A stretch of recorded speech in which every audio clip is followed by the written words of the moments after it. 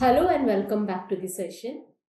Now we are going to talk about the topic which is foundations of cloud architecture. Let's see what are the learning objective for this. We will be talking about what is traditional infrastructure, why we are coming up from the traditional infrastructure and jumping into cloud computing. So yes, followed by which we will be talking about what is virtualization, what is cloud computing, and what is cloud computing optimization. Let's understand traditional infrastructure, which is also known as on-premises. Here we are talking about the traditional infrastructure, several changes which we are getting into. The very first one, which is talking about the physical space requirement, which need a physical space for the house server and other hardware. The other one is talking about there is a need of a dedicated staff who should be maintaining it, your server, patching the servers, installing the required software, and all of it. I'm talking about the hardware damage or any of the theft or any of the unauthorized access, followed by which it's also required a long-term planning. When I say long-term planning, I need to think on a longer duration of it. What should be my capacity getting increased for my application which I would like to deploy? Or what if I have to maintain a hardware life cycle management? This is all about it. And even later on, I may have to include an initial cost or maybe purchasing a hardware or related infrastructure which is required for the ongoing maintenance of it.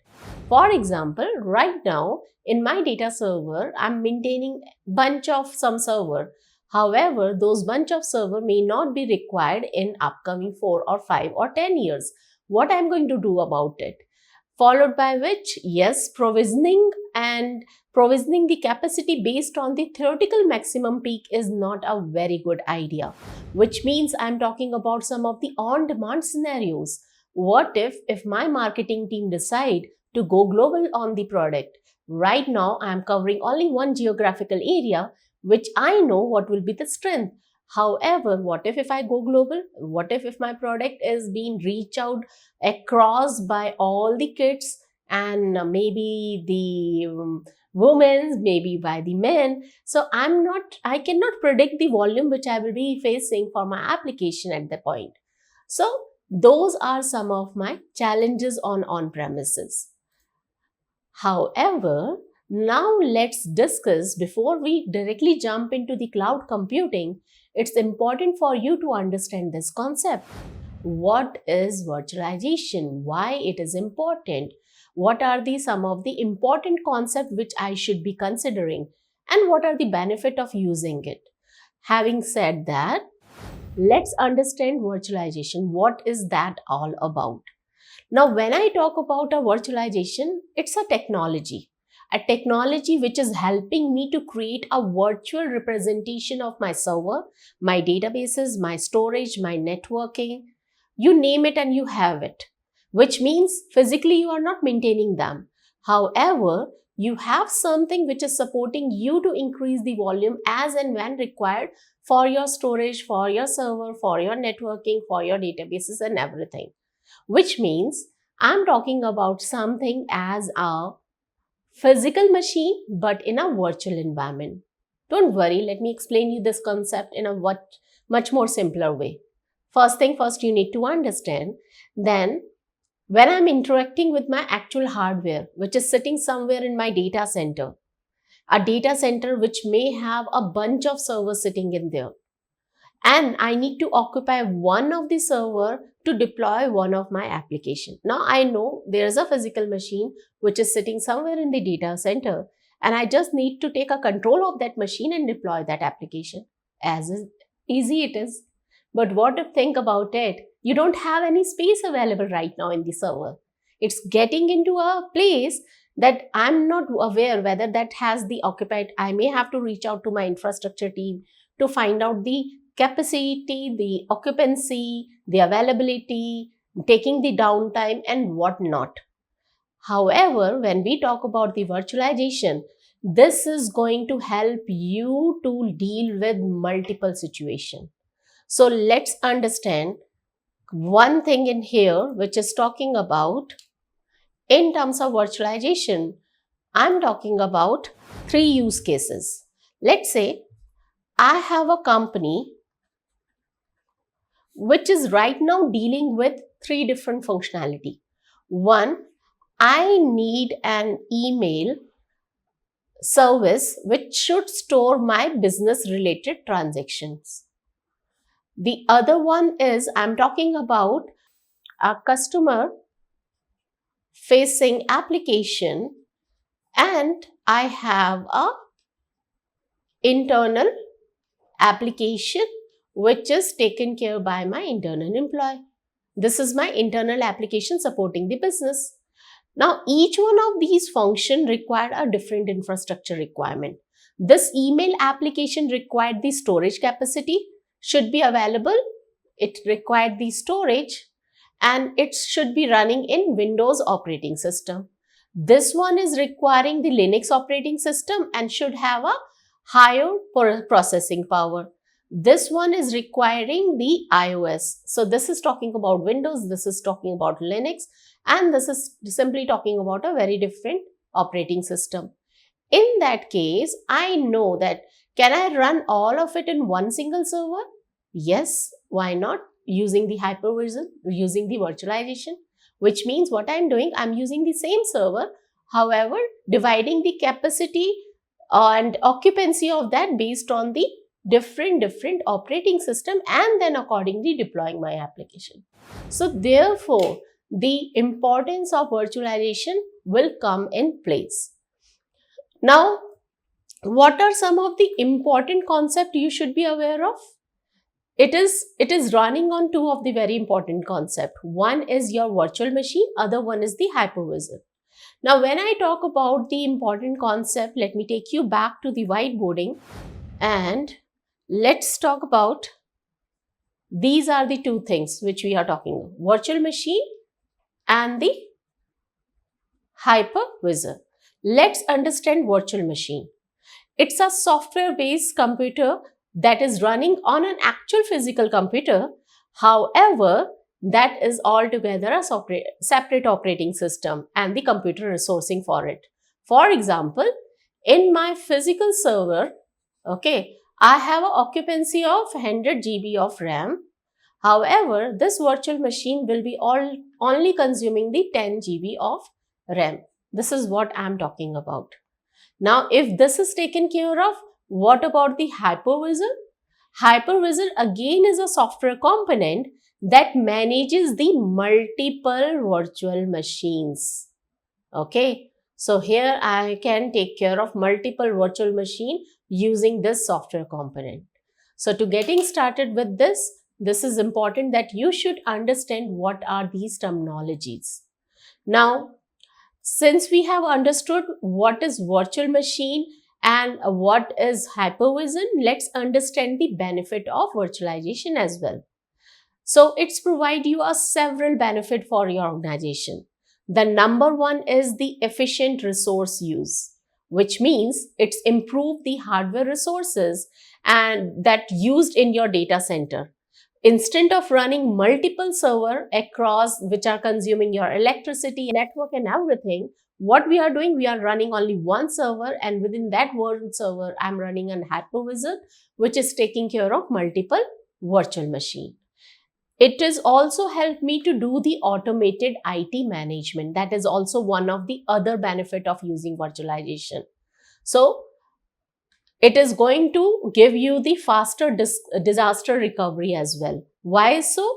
Because it is not going to impact your business operation, which means in a server, if I am running a multiple virtual machine and hypervisor, then each one of them are running on a different operating system environment, however, using the same capacity produced by the server.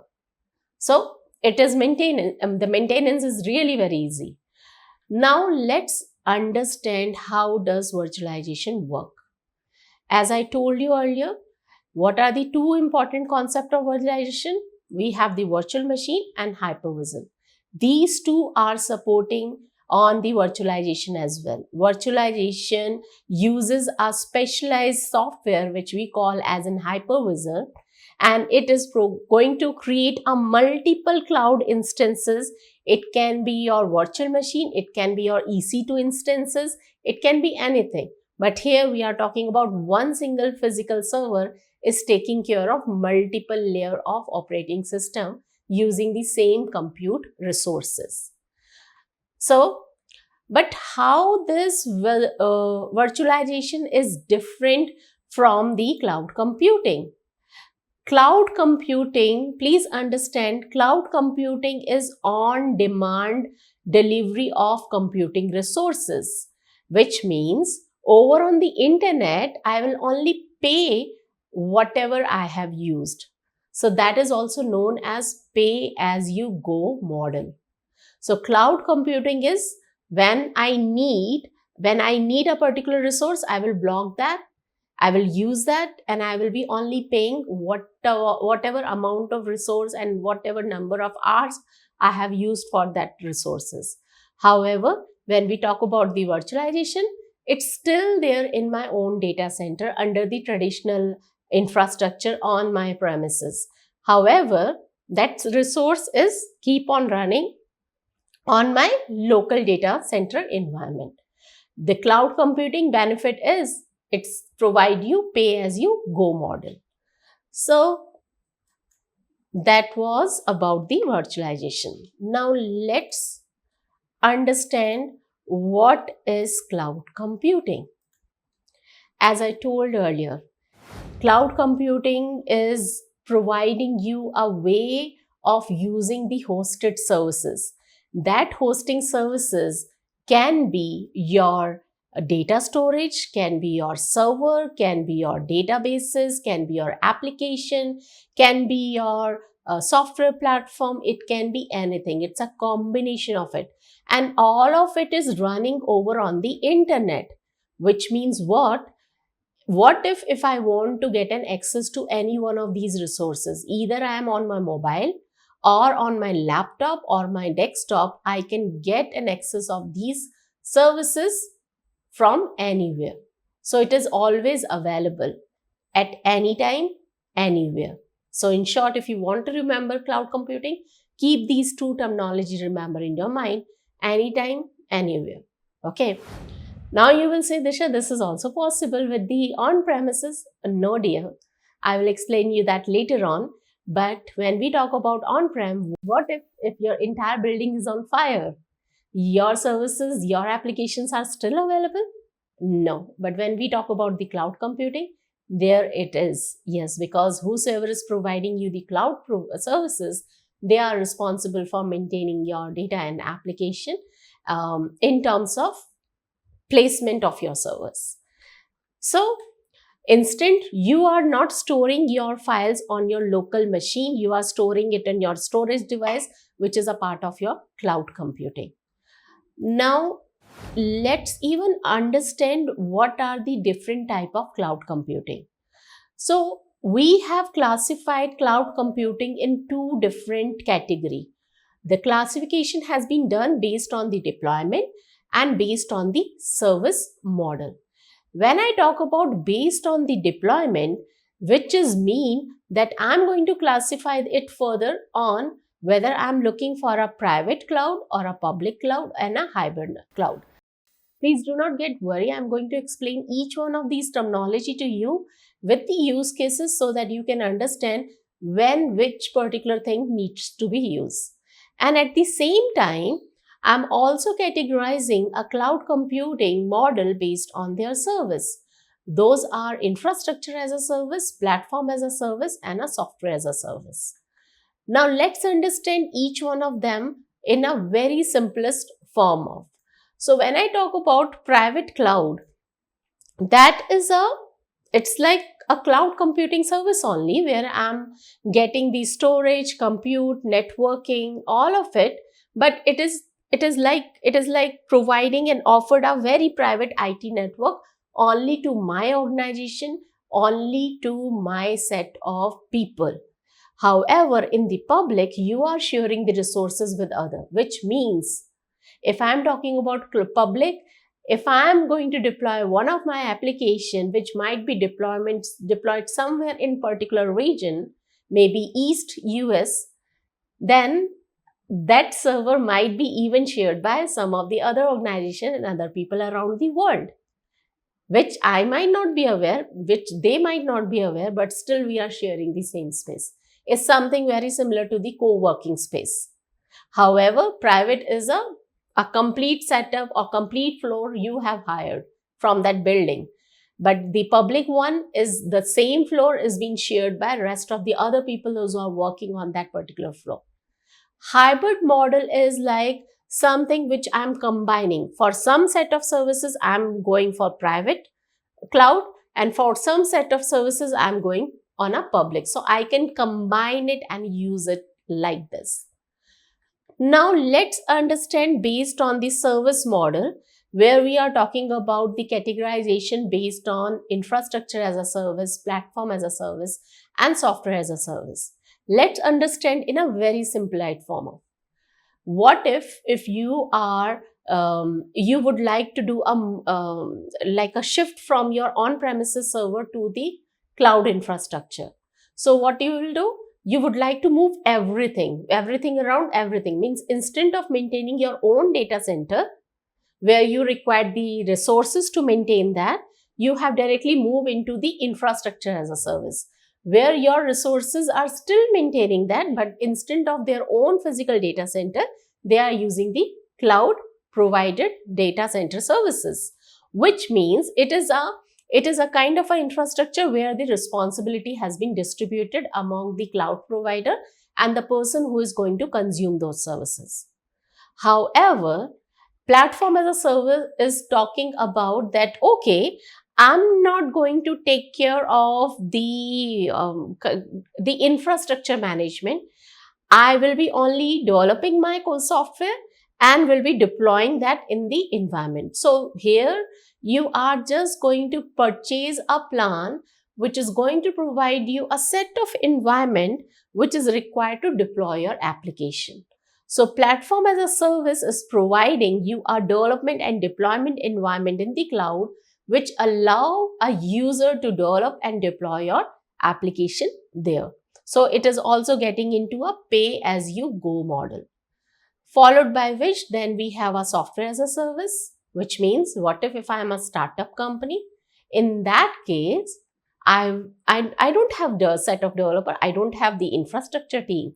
I simply would like to use the software where I would like to, for example, my CRM, or maybe, for example, I would like to use the, for sale, I would like to use some of the product. So what I'm going to do, I will go ahead with the software as a service, which will cut down the maintenance need required for the infrastructure, which will cut down the need of maintaining the standard for your platform or for application development and application deployment.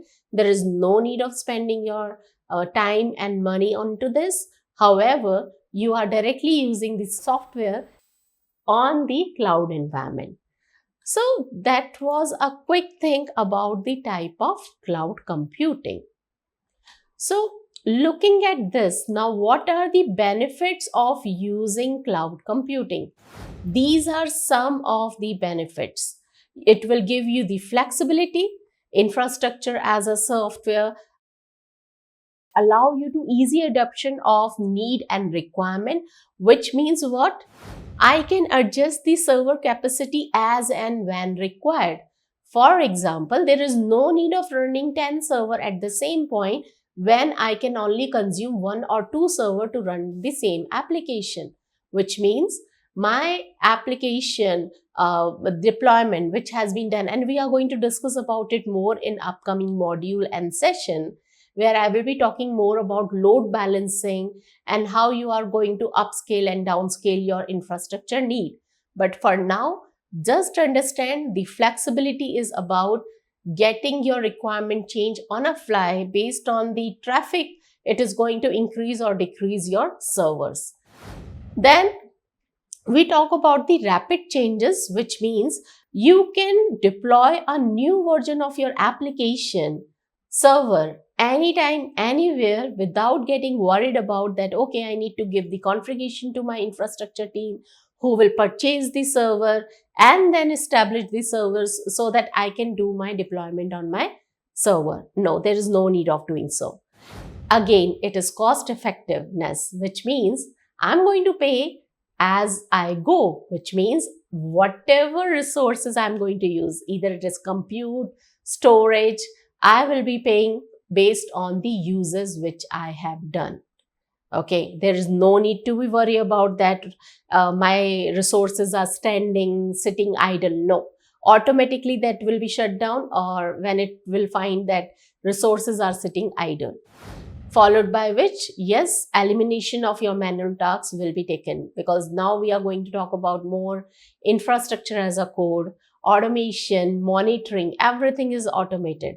Even you will be getting an email and notification in case there is some problem with your infrastructure. Things will be taken care of using the Lambda services and function. However, it will still send you some of the notification to be taken care of. Scalability is easy. This is what I talk about in the flexibility. Whenever you would like to scale up or scale down your resources, it is easy. You can provide that metrics, that what is the minimum number of resources should be always running up and running for your application, and what are they which is not required. So that was a quick glimpse on some of the benefits of the cloud computing. Now let's take a look on the benefit of cloud optimization. Now, what is cloud optimization? Which means, of course, I'm moving my services or resources from on-premises, from traditional infrastructure to the what you say under the cloud computing. But I still need to consider now, if field is wide open for me to build up anything, I will not utilize all of the space and keep on paying the rent of that space. No, I will be planning in such a way that whatever space I'm using of that land, I'm only applicable for paying that. It's something like that. Even if you are in a co-working space environment and you have purchased a plan of some 10 workstation, but what if there is a plan given to you that, okay, this is the minimum cost which you have to pay for the 10 workstation which you have purchased from the co-working space. However, what if the utilization will only go 5 workstation for a month? Then this is the amount you should be paying. Something like that. Similar way, when we talk about the benefit of the cloud optimization, we are talking about the cost management. Means reduce the waste, eliminate the over provisioning of the resources so that you are saving a cost over there. It is also help you to improve in the efficiency, which means I'm talking about the deployment which I'm doing with the help of my cloud environment, my IT operation. Okay, here I'm talking about that, okay, I'm not going to use anything which is not getting used by my team. However, it is also going to help you to enhance your productivity, which means you are going to utilize the managed services. Of using the managed services is that way that it is going to provide you the alert. It is going to show you the metrics, that what is the utilization of your services. You can even write the automated scripts, which is going to help you to cut down the manual intervention. Followed by which, yes, there is an increased visibility. You can maintain a dashboard. You can write your own kind of a process documentation which will help you to maintain the cloud uses and spending throughout the entire organization. You may have a different billing cycle for different department and you would like to build up a consolidation report. It can be taken care easily. So all about the cloud optimization is that it is going to help me to enhance the productivity and the visibility. The cost management is on the top. Now, since we have understood about the cloud computing and virtualization, these two will go hand by hand. Look at the difference between on both of these columns which I have provided to you. Each one of this column are talking about some of the similarity as well as a little difference you will be found. The virtualization will be taken care at your own premises on your traditional infrastructure. However, the cloud computing is provided by a particular cloud provider. It can be AWS, it can be Azure, it can be GCP, it can be IBM Cloud, it can be anything. So look at this. This is talking about that it is going to offer you the automated pool of resources that can be accessed as needed, while this is talking about the physical hardware system. This is what I was talking about. This is maintained by your traditional environment. This is maintained by the cloud provider, those who have a bunch of their own data center from where they are providing it. Setting up the cloud computing can be lengthy, complex, and time consuming. Why? Because the very first time when you are doing a setup with any of the cloud provider, you need to define a setup that, okay, how many server you need, what kind of a capacity you are looking forward for, what are the application which you would like to run on an infrastructure as a service or a platform as a service and on the software as a service, which means it's required a very detailed planning so that you can do the cloud optimization as well.